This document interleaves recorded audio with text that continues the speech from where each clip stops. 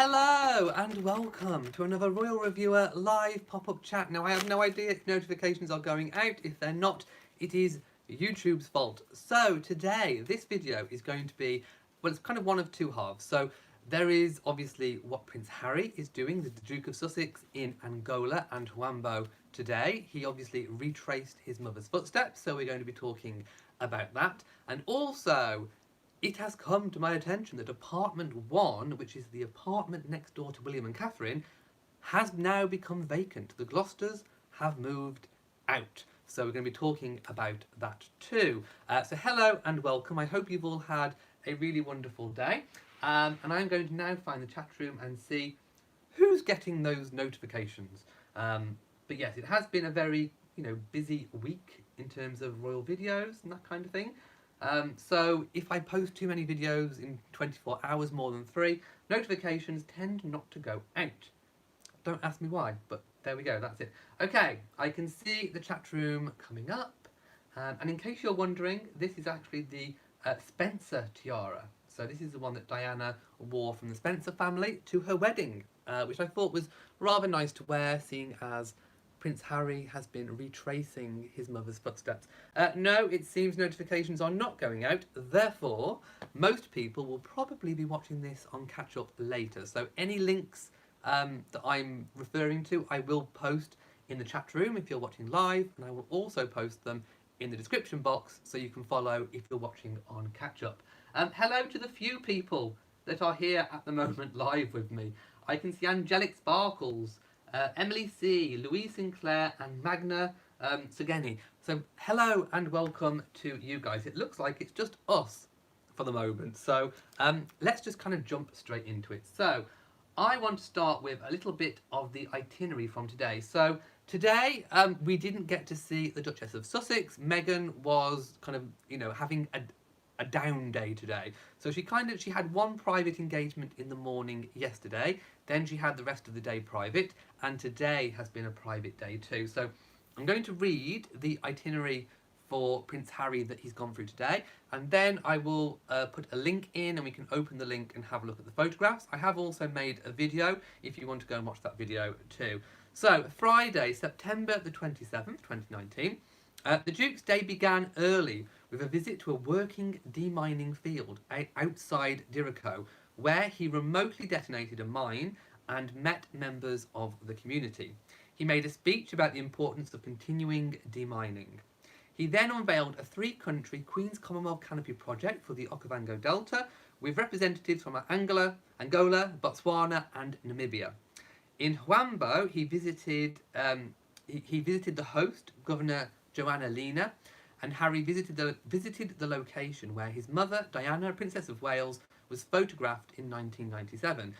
That site is now a busy street with schools, shops and houses. So don't be confused with, there are kind of 2 lots of photos going out. There are the photos of Harry in the active minefield with the outfit on and the goggles, if you want to call it that, or that kind of face mask covering that Diana wore. So he's got one of those on, and obviously there's the danger warning signs either side of him.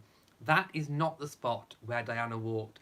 The spot where Diana walked is actually now there's shops and houses and all kinds of things. So just goes to show what the power of awareness can do. So it's really, it has been nice for him to revisit that spot and see what his mother's legacy actually is and walk that spot. And it's actually now a street. It's actually a paved street. So if you check my video I made on that previously, you will see him walking down there.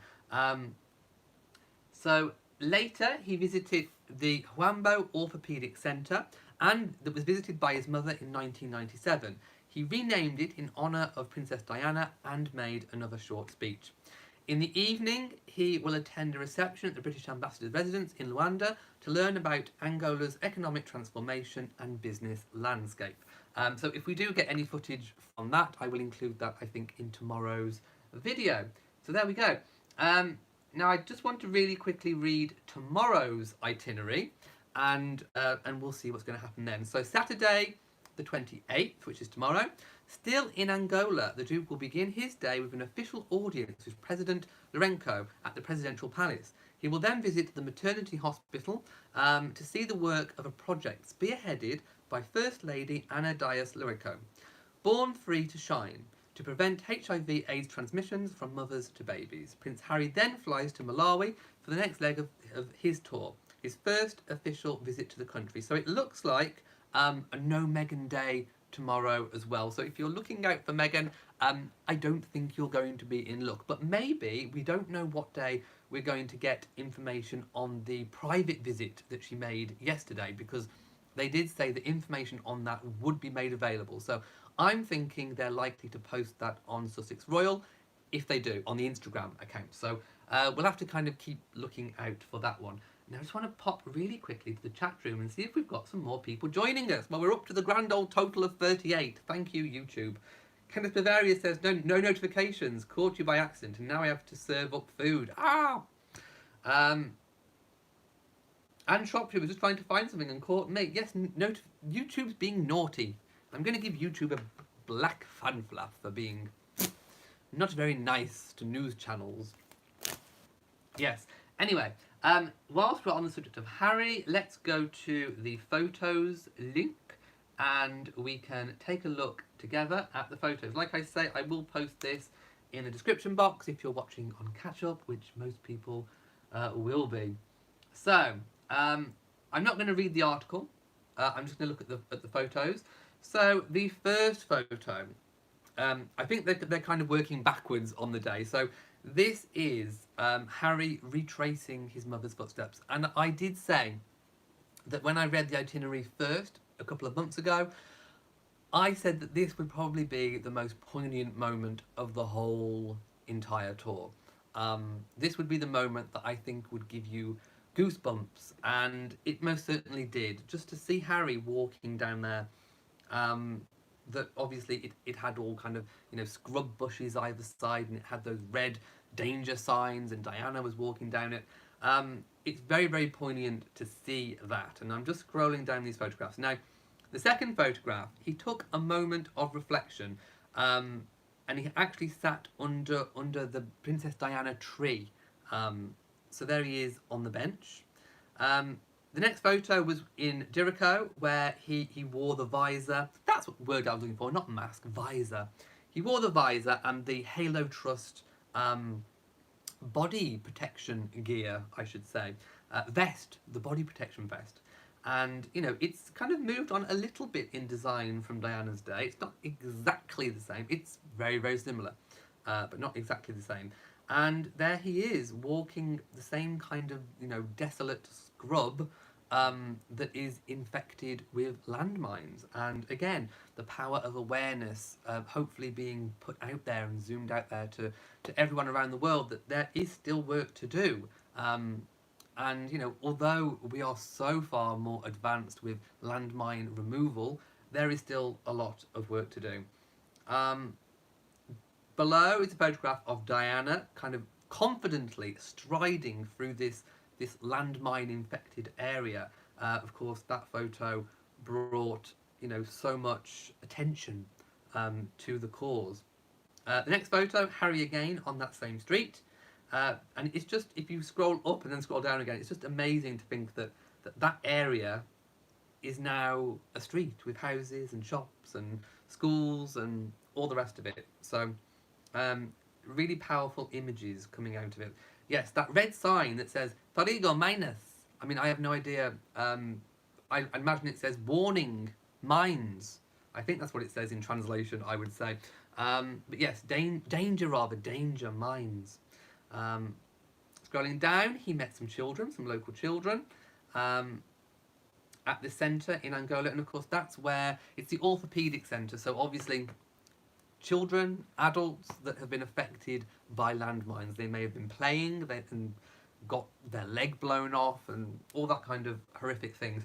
But it's really, really good that they have this centre, and there is somewhere that they can go to get help and to get medical attention and to start to rebuild their lives, and being able to get a prosthetic or even just something simple like sticks helps so much. Harry looked really sweet and cute with the kids, I have to say. There's a picture I'm looking at now of one little boy, and Harry's holding his hand, and it's so sweet and lovely. And you can really tell that Harry genuinely cares about what he's doing and the people he's meeting and the causes that he's supporting. Just that kind of, that smile in his eyes. I still think he has his dad's eyes. I really do. I can see Charles's upper face in Harry, most definitely. Yes, so again, more pictures in the orthopaedic centre. And there's a photograph, a few photos down, of Harry examining a prosthetic limb, which obviously, helps so many people. Harry giving lots of hugs, as Harry does, of course, giving lots of hugs. Pictures of him giving his speech, more of him walking. And yes, just very powerful images coming out from today. So, of course, you can peruse those photographs at your leisure. But I just want to find the chat room and see exactly what people are saying. Let's have a look. Flossrog Payne says, when Harry said there were still over 1,000 minefields to clear, I wanted to cry. But that is far less than what there was. I mean, 22 years ago, there was far more. So, yes, there is still a lot of work to be done. There may even be areas where they don't know where there are landmines, that only may become aware if people accidentally step on them and get injured.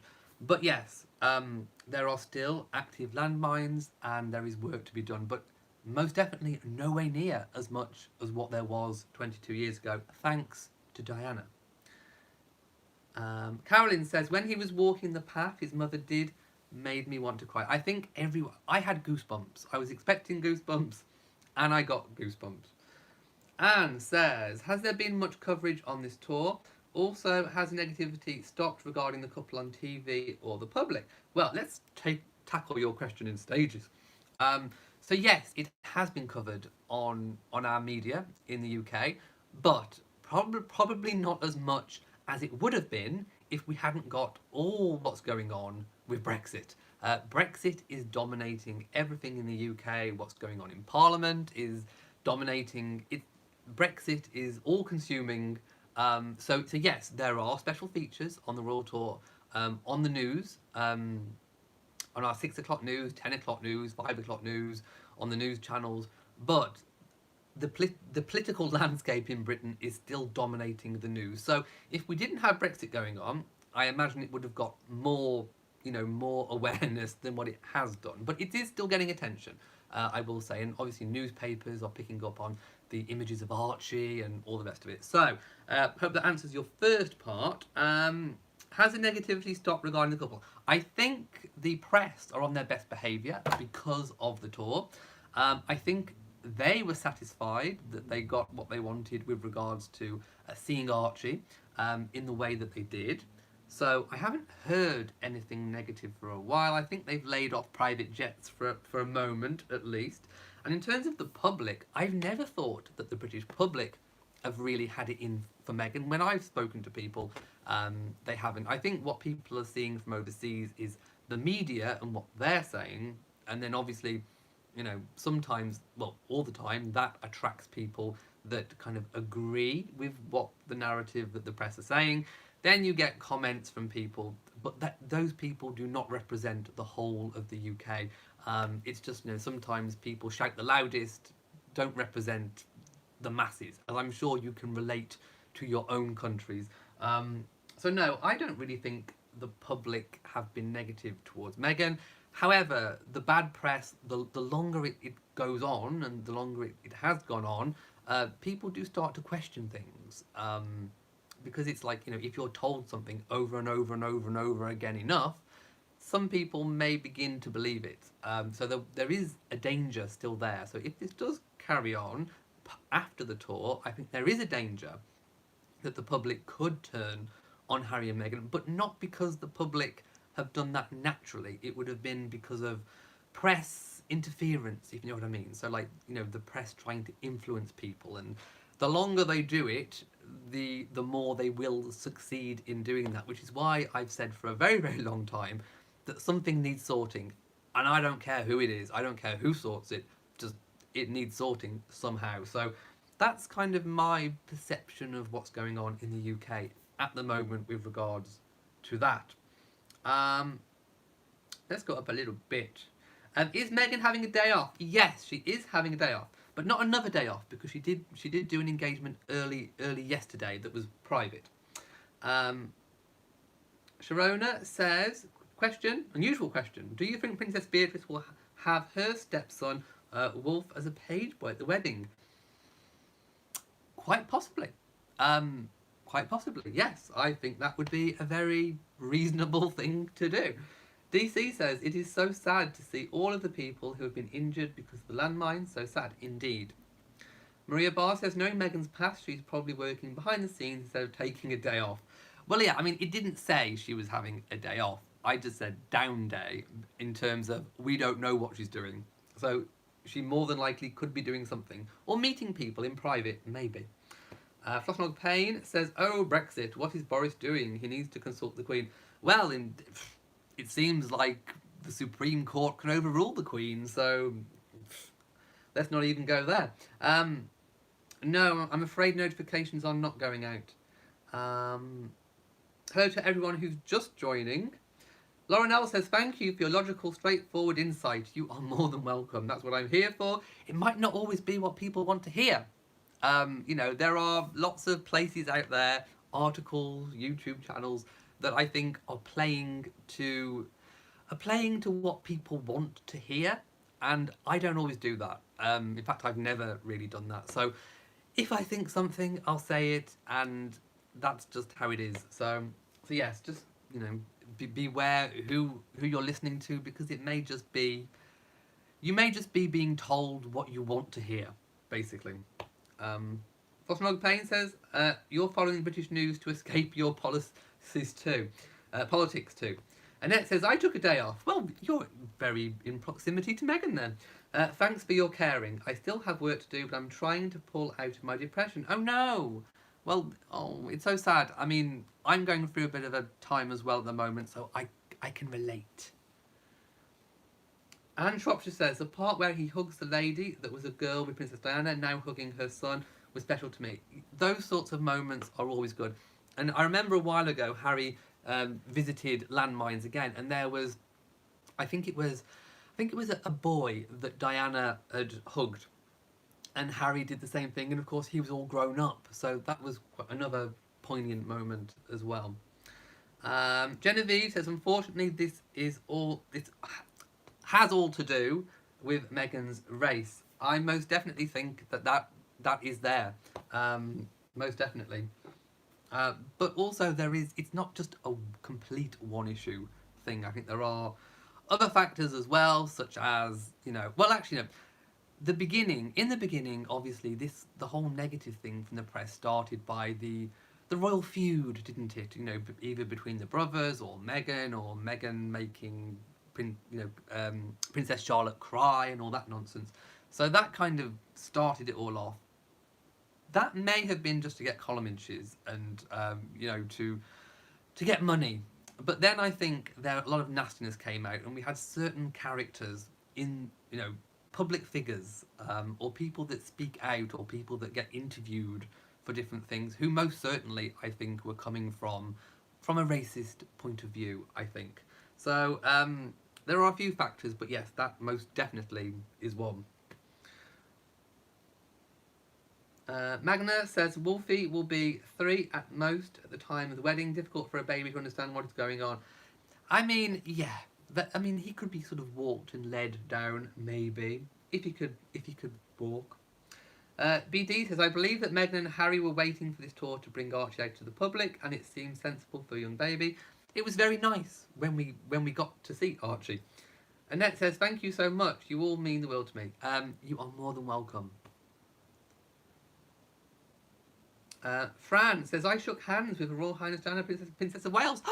Wow! Oh my goodness, when and where? Who's Wolf? Says HN the King. That is Edoardo's son. Edoardo Mapelli Mozzi, who's marrying Princess Beatrice. Right, so I'm going to move on to the second part of the story, because we're getting on a little bit. So this is kind of developing news that we don't really have an answer for as of yet. So it has come to our attention that there has been removal vans on site at Kensington Palace today, and they were seen leaving the Duke and Duchess of Gloucester's apartment 1. Now, those of you who don't know the geography of Kensington Palace, that is the big apartment next to William and Catherine's, which was, which the press speculated may have been vacated or being vacated for Harry and Meghan. And, I remember a while ago saying, no, they're just having the roof fixed. It was just regular maintenance, which it was. The work on the renovations was just routine. But there was no official news at the time, confirmation that the Gloucesters were actually moving out of that apartment. Turns out now that the press may have got wind of something. They may have got wind that they were moving at some point. Maybe. I don't know how they got that, but they obviously got something. So, but they speculated and got it wrong. It wasn't for Harry and Meghan. But the Duke and Duchess of Gloucester are not moving out of Kensington Palace altogether. They are relocating to smaller premises. I think it's the stable block. Yes, it's the old stables. So they are going to relocate there, which is actually closer to Princess Eugenie, where she is in Ivy Cottage. So it's more that side of Kensington Palace. So we have a vacant apartment 1. It may need renovations internally. I don't know the state of it. So, it may have been kept up over the years. It may need a bit of work doing to it. I know there has been work on the outside and the roof and the tower that's above. So, who could it be for? As we know, Princess Eugenie is in Ivy Cottage, and Princess Beatrice is getting married.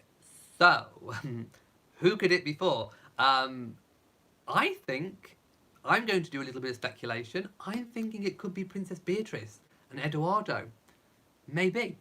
Or, second, it could be Eugenie moving from Ivy Cottage into apartment 1. But I think potentially for one of the York sisters. So yes, one of the York princesses, I think, could be moving in.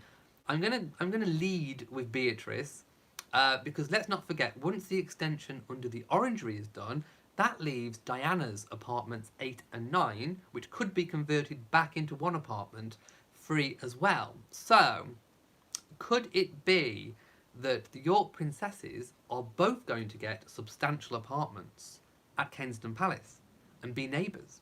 It could most definitely be. But which one? Which one's going to get apartment 1? Which one may get apartments 8 and 9 if they do get put back together once the offices relocate under the Orangery? I don't know. It's all still to play for. But yes, the Gloucesters have been in that apartment, I think, since 1970. So they have been in a long time. And I think, running costs and all the rest of it. So time to downsize and time to perhaps make way for some of the younger generation who are about to have families. Because let's not forget, that is a massive apartment. And they will have had many happy years there raising their families, which have now gone. All of their children are grown up, adults, having their own children, got their own children. So I don't think they've been pushed out. I definitely don't think they've been pushed out. The Queen would never push them out. I think they may have volunteered to go, to move, to stay at Kensington Palace, but to move to smaller premises. So that's my opinions on that one, and I want to see what people are saying. Let's have a look. Yes, HM the King, Edoardo has a son. Yes. Elaine says, apparently women only sit on the floor at funerals, and maybe why it was not exactly greeted well when Meghan insisted that they did. Why not bring Archie with other women that brought their babies? Well, again, it is very difficult to be fully briefed entirely on different cultural aspects. Now, I'm guessing Meghan just didn't know any of that, which is probably why she did it. But I think she was doing more of the Diana thing, where, you get down onto the level of the people that you're meeting. And of course, if you're with children, it's nicer and easier and more relatable to get down on that level when it's children involved. So that's kind of what I think went on there. Yes, they are most definitely downsizing. And they are still hard-working, yes. He's still a hard-working royal. Yes, the Duchess of Gloucester is Danish. Like Danish bacon. Elaine says, I should imagine the old stables are very nice, despite the name. Oh, yes. It hasn't got an open door, an open stable door where the Duke and Duchess can hang out of with their heads and get fed by nose bags. No. I'm perfectly sure that they are fully converted and probably bigger than our houses anyway. With my tiara almost hanging off. Yeah. So, yes, probably nicer than my house, to be quite honest. Yes, sorry, notifications are not going out. DC says, will they have to pay for the apartments? Yes. Princess Eugenie and Beatrice pay the market rent. But I think those costs are being met by Prince Andrew. H.M. the King says, I think apartment 1 will be kept vacant for the use of George, Charlotte and Louis. It's too far off.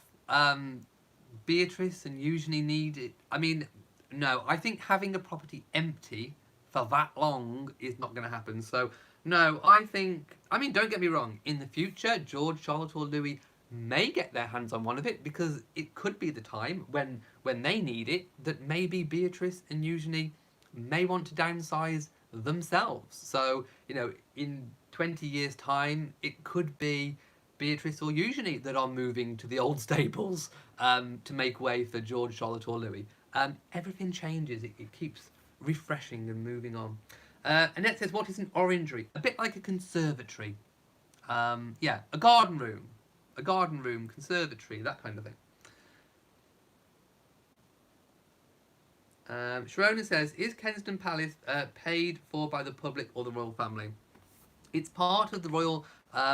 yeah, it's paid for, it's supported by itself, so it kind of runs itself, but the royal apartments, if it's a working royal in it, they are paid for by the cost, by the royal purse, so that's all paid for by that. The state apartments are open to the public all year round, so there is lots of money raised to keep everything going, but no, it is still a royal palace. And I don't believe it receives any taxpayer-funded money other than what it gets put into by the Crown.